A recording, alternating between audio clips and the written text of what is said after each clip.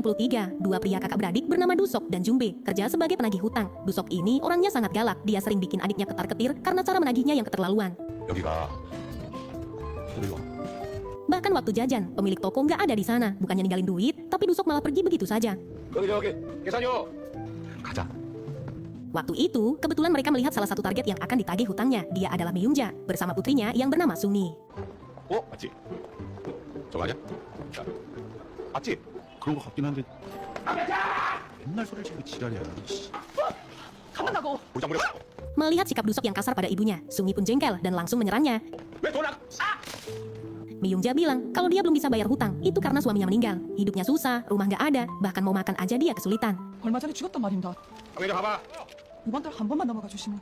2달치나 빌렸어. Penjelasan itu nggak bikin Dusok iba, tapi dia malah menculik Sungi buat dijadikan jaminan. Dia bilang kalau besok Myungja harus lunasin buat menebus putrinya. Kalau dia gagal, Dusok akan membawa Sungi ke panti asuhan. 아저씨랑 우리 엄마 때려요. 우리 엄마는 도와주는. 야야야야.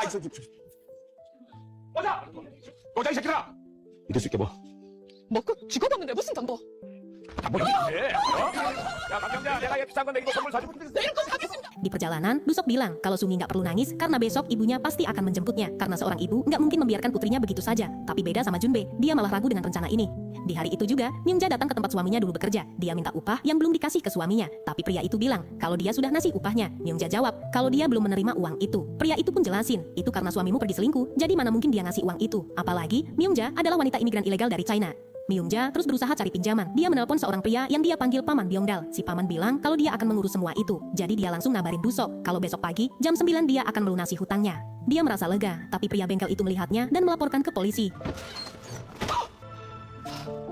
Esok harinya, Sungi dibawa ke kantor. Bosnya langsung marah, kenapa Dusok menculik seorang anak buat dijadikan jaminan? Gimana kalau ibunya melapor ke polisi? Dusok jawab kalau itu nggak akan terjadi. Karena ibunya adalah seorang imigran ilegal, dia membawa itu hanya untuk jaminan saja. Mendengar itu, bosnya tetap bodoh amat dan menyuruh Dusok untuk membawa Sungi ke ibunya. Jika tidak, gaji 3 bulan mereka akan dihapus. 이거 니들 앞으로 볼래?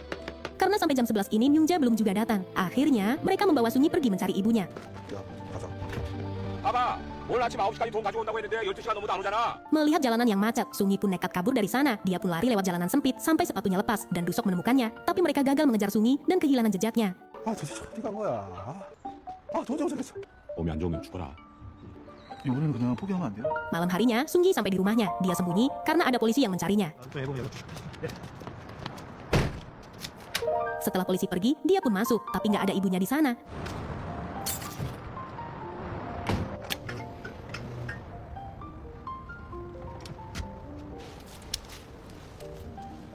Karena lapar, Sungi cari nasi tapi itu kosong. Waktu buka kulkas, cuma ada sisa satu makanan dan susu. Esok harinya, Dusok dipanggil biro imigrasi karena petugas itu gagal mencari putri Myungja. Petugas itu bilang, Myungja sempat cerita kalau putrinya bersama Dusok. Mendengar itu, Dusok pun ketar-ketir karena dia sendiri juga kehilangan jejaknya. 안 그래도 내 때문에 지금 저희도 걸칩니다. Akhirnya, Myungja bilang ke Dusok kalau dia akan dideportasi, tapi dia tetap akan membayar hutangnya. Myungja melakukan ini karena Sungi akan diadopsi sama orang kaya. Demi kebaikan masa depan putrinya, Myungja memutuskan untuk setuju dengan tawaran itu. Dia memberikan nomor telepon Paman Byongdal yang akan mengurus semua ini. 선생님 돈을 갚을 길은 입양 보내자 그런다. 여기 전화번호? 승희 큰아버지가 돈 줄게 한다. 승희한테는 엄마가 돈 벌러 멀리 갔다고. Di rumah, Sungi menulis pesan kalau dia akan mencari ibunya, berharap kalau ibunya pulang bisa membacanya. Dia pun pergi sendirian tanpa arah dan bingung mau kemana.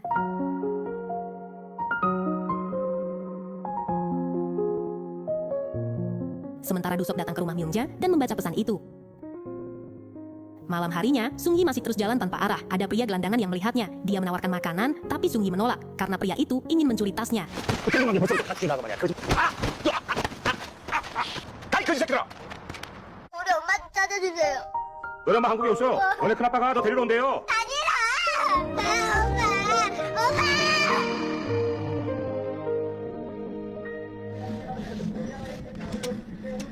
Beberapa minggu kemudian, Sungi kelihatan lebih tenang. Dia dirawat Dusok dan mulai bantuin beresin rumah. Bahkan mereka sekarang kelihatan lebih akrab, apalagi Jumbe yang selalu baik padanya. Tak lama kemudian, Paman Byongdal nelpon. Dia minta Dusok untuk mengantar Sungi ke stasiun besok pagi. Tapi Dusok bilang kalau hutang Myungja adalah 750.000 won, belum termasuk bunganya. Paman jawab kalau dia akan ngasih 1 juta saat menjemput Sungi.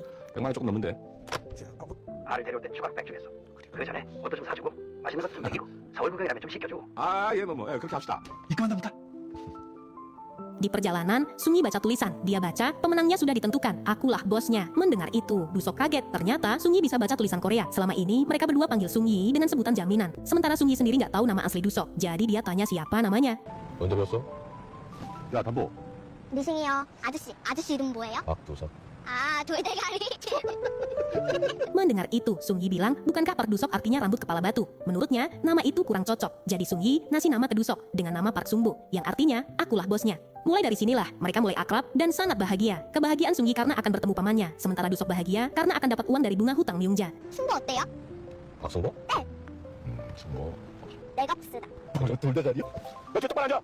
계속했다 계속. Sesuai permintaan paman Byongdal, mereka ajak Sungi belanja, beli pakaian, bahkan beliin apa aja yang dia mau. Di sini, Sungi selalu nempel sama Dusok. Ini adalah pengalaman pertama bagi Dusok sebagai duda tanpa anak. Waktu makan es serut, Dusok tanya, permintaan apa lagi yang Sungi inginkan sebelum meninggalkan Seoul? Sungi jawab, kalau dia mengidolakan Seo Taiji, yang konsernya diadakan hari ini. 맛있냐? 사태조 아이들 알죠? 알지. 오늘 사태조 콘서트 한 날인데. 이건 보고 싶은데. Setelah nonton, Sungi pengen dapat poster artis itu, tapi penjual itu bilang kalau Sungi harus beli CD albumnya biar dapat posternya. Dusok pun beliin CD albumnya, tapi karena Sungi nggak punya CD player, jadi dia nggak bisa dengerin itu. 준다고 했는데 테이프에는 브로마이드 없는데. CD도 18,000원입니다. TV는 못 듣는데. CD하고 테이프하고 두 개 다 줘. 네. 얼마야? 고마워요 아저씨. Sesampainya di rumah, mereka merayakan perpisahan karena besok pagi Sungi akan pergi bersama pamannya. Bukannya senang, Sungi malah kelihatan sangat sedih. Bahkan Dusok juga merasakan hal yang sama. 아이 담보 내일 가잖아요. 오늘 마지막이잖아요. 승이에요. 하나, 둘, 셋. 잘했어. 좋은 집으로 가니까 좋냐? 몰라요.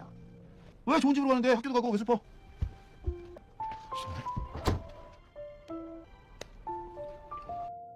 Esok paginya, Dusok anterin Sungi ke stasiun. Di sana, dia ngasih pagers biar Sungi bisa komunikasi sama ibunya. Selain itu, Sungi juga harus ngasih kabar ke Dusok buat mastiin semua baik-baik saja. 화장실. Waktu ke toilet, Dusok melihat CD player. 많이 나와. 열어봐. 고마워요 아저씨. Tak lama kemudian, paman Byongdal sampai di sana. Tapi ada yang aneh, Sungi dan pamannya nggak saling kenal. Dusok merasa cemas, jadi dia bikin surat pernyataan kalau Dusok sudah menyerahkan Sungi ke pamannya. 네 이름이 뭐더라? 미승이에요. 이래서 강명자의 모든 부채는 탕감되었으며 강명자 당신 이름도 쓰고. 사람 참 못 믿네. Dari raut wajah Dusok, dia masih belum rela melepas Sungi. Bahkan perasaannya malah semakin cemas. 기분 더럽네.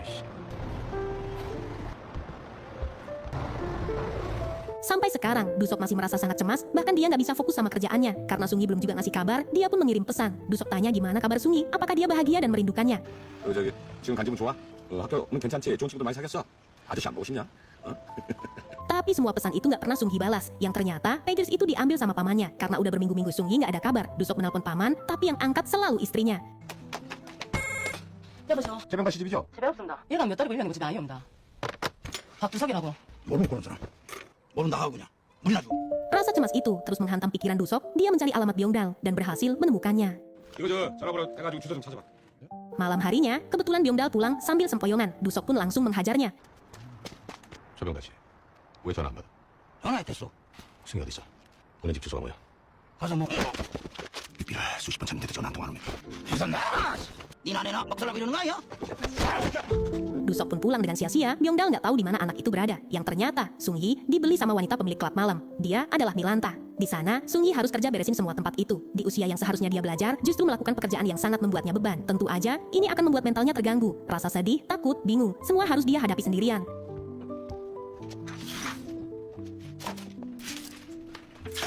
Selesai kerja, dia diam-diam mengambil kartu alamat dan ambil telepon untuk mengirim pesan. 예, 차차차 룸사롱입니다. 문 활짝 열어놓고 기다리고 있을게요. 엄마, 자취 따뜻하리. Setelah itu, Sungi cek pesan di nomor pagersnya. Kebetulan waktu itu Dusok ngirim pesan dan ngasih nomor teleponnya. Tapi pas dia hubungi, nomor itu malah salah sambung sampai dia bingung dan asal pencet nomor. 아저씨 집 전화번호가 739. 꼭 전화 좀 알았지? 박두석 아저씨 계세요? 무슨 소리 하나? Di tempat karaoke, Daktarin marah karena Dekolgen mau menciumnya. Merasa nggak terima, Dekolgen pun ngamuk dan melemparkan botol. Akibatnya, Daktarin nyuruh Sungi buat beresin pecahan botol itu. 야, 미신년 빨대 못 나. 물도 적응 못한 나를. 지금 내 거라고 지금. 일어나 보라고. 일어나봐. Sementara di rumah, Dusok nggak bisa tidur. Dia bangunin Jungbe dan tanya berapa kode area busan. Setelah tahu kode area itu, Dusok ngirim pesan lagi ke Sungi. Kalau dia lupa, ngasih kode area. Jadi Sungi harus masukin kode areanya. 저 혹시 저기 지역번호 안 알려주는 거 아니에요? 031을 꼭 붙여야 돼. 아저씨. 너 지금 살고 있는 집. 너 무슨 일 있어? 300번지 차차차 룸사롱. 좀 차차차. 너 꼼짝 말고 거기 있어. 아저씨 지금 갈 테니까 알았어? 너 절대 어디 가면 안 돼. 뭘 안다고 룸상에다 일을 팔아넘기냐고 이 양아치 같은 새끼들 그냥. 아유, Sesampainya di sana, pintu itu digembok, jadi Dusok coba cari pintu masuk lain. Sementara Sung Yi mendengar teriakan Dusok manggil namanya. 승희야, 가자. 승희야, 나야 돼, 두석이 아저씨. Sambil gendong tas, dia pun keluar. Dusok yang melihat itu pun sangat kaget. 아저씨! 아저씨! 아저씨! 뒤로. 가만 있어.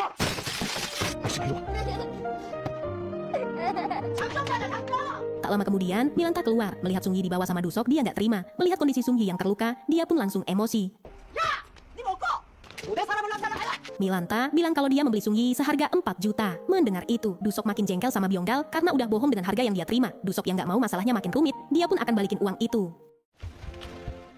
담보 얼굴 이게. 승희 자식아.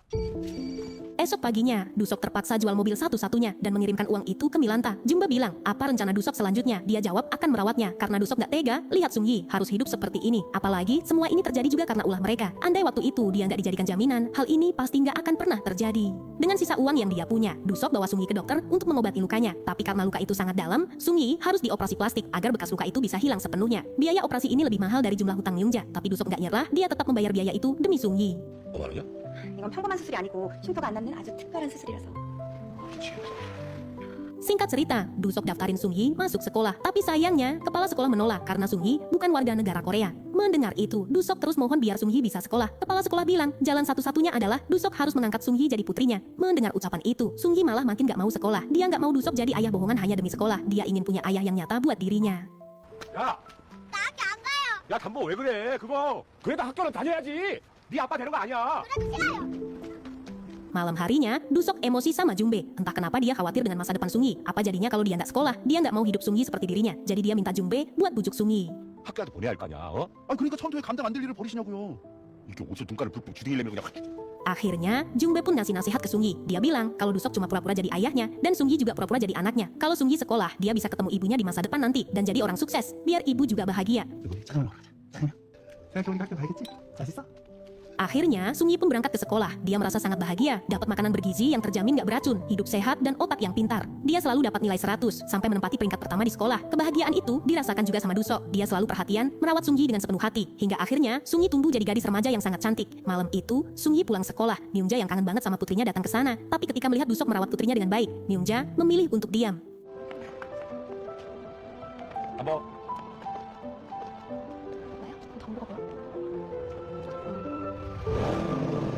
Singkat cerita ujian akhir pun dimulai. Dusok ngasih maltosa biar Sung Yi bisa fokus ujiannya. Dia ngasih semangat, bahkan ikut berdoa di depan gerbang sekolah. Beberapa tahun kemudian, Sung Yi udah kuliah dan semakin cantik. Tapi Dusok malah makin gak karuan. Malam itu, Sung Yi belum juga pulang ke rumah. Dia khawatir putri cantiknya disolder sama pria gak guna. Dan bener aja, Sung Yi pulang digendong pacarnya. 몇 시간 남았는데? 별로 안 되는 거 같아.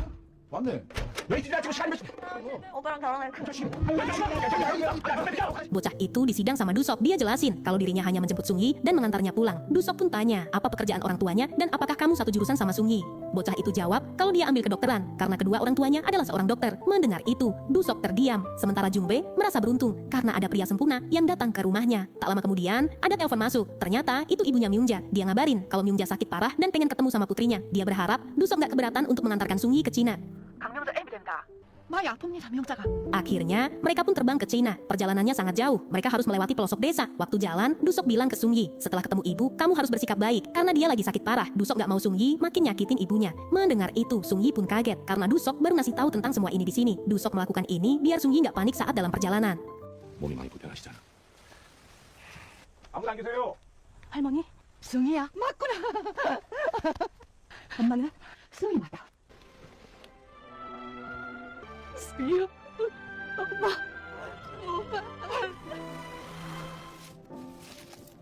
역시 좋아했지.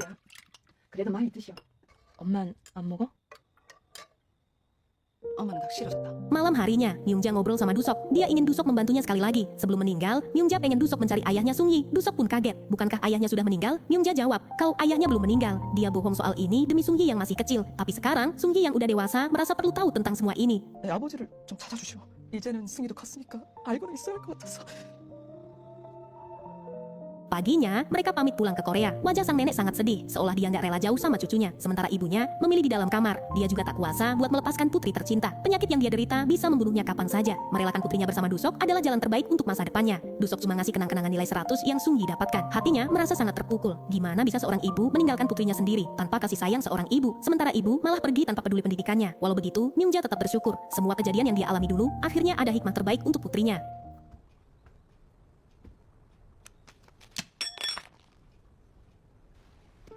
Waktu kerja, Sung Yi telepon Dusok. Dia bilang akan ada magang selama 3 hari. Tiba-tiba, Dusok merasa kepalanya sangat pusing. 오늘도 됐어? 나 내일부터 3일 동안 MT인데. 재밌게 놀다 와. 응. 너 아까 했던 말 계속 해봐. 왜? 한국 여자랑 결혼해서 필요했습니다. 수업 내고 다시. Selama 3 hari kerja, Sung Yi dapat gajian dan gak lupa beli sepatu buat Dusok. Sementara Dusok pergi mencari ayah Sung Yi. Kebetulan, ayah Sung Yi lagi main sama anaknya di sana. 예. 그럼 여기 있는데. 여보세요? 나야. 잠깐 좀 나올래? Sesampainya di sana, Dusok bilang kalau ada pria yang pengen ketemu sama Sung Yi. Dia nggak tahu kalau itu ayahnya. Dusok melihat itu, merasa tugasnya selesai. Sekarang Sung Yi udah ketemu ayahnya dan bisa hidup bersama. 만나야 할 사람이 있어서. 누구? 저기. 많이 컸구나. 친부를 만났으니까. 우리보다 돈도 많죠? 우리를 대하는 게요. 이제 100% 달라집니다. 그러니까 형님이 친부를 찾아줬기 때문에 세상에서 형님은 제일 바보야! 먼저 간다. Sambil ditemani Jungbei yang ngoceh karena minuman surga, Dusok masih merasa sedih. Dia balik ke rumah, hanya ingin melihat kenangan bersama Sung Yi. Tak lama kemudian, dia menerima telepon yang membuatnya sangat kaget. 아빠, 그냥 혼자 두고 가버리면 어떡해. 아빠가 데려다 줬음. 데리러도 와야지. 그래도 너 어디 꼼짝하지 말고 거기 있어. 아빠, 빨리 와. Mendengar kata ayah untuk Dusok, dia pun langsung semangat dan pergi menjemput Sung Yi.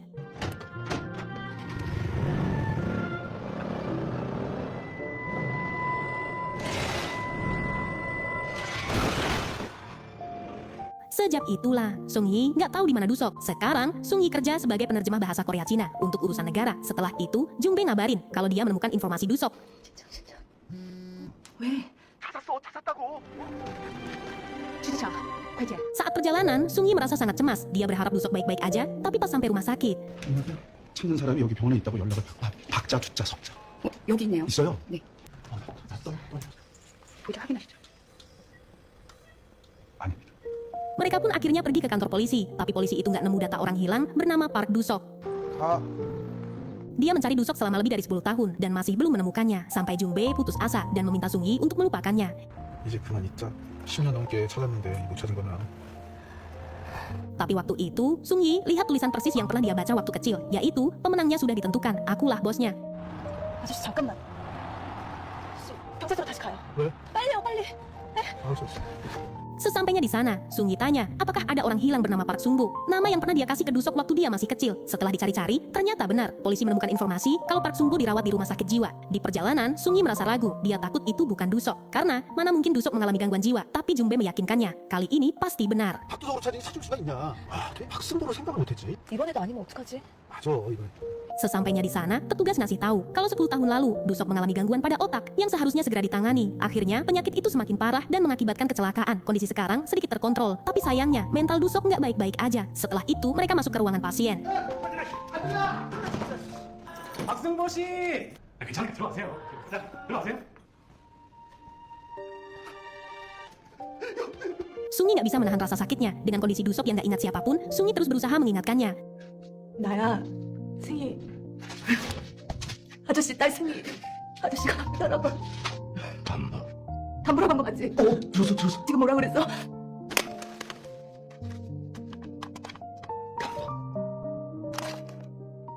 Sepatu yang dia beli 10 tahun lalu, dia bawa dan memakaikannya. Tapi, Sung Yi lihat ada buku tabungan yang terselip di kaos kakinya.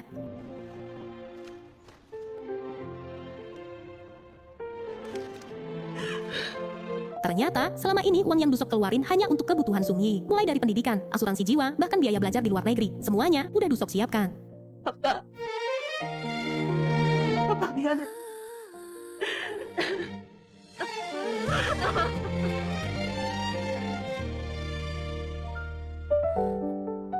Sekarang, Sung Yi akhirnya menikah. Dia menggandeng tangan ayah angkatnya. Tapi ini adalah harapan Sung Yi, sosok ayah bisa hadir di acara yang penuh kebahagiaan ini. Langkah Dusok sempat terhenti. Lidahnya masih kaku, padahal dalam hati dia pengen bilang bahwa dia telah mengikhlaskan putri tercinta bersanding dengan pria pilihannya. 지금 뭐라 그랬어? 아빠. 가자. 하나, 둘, 셋.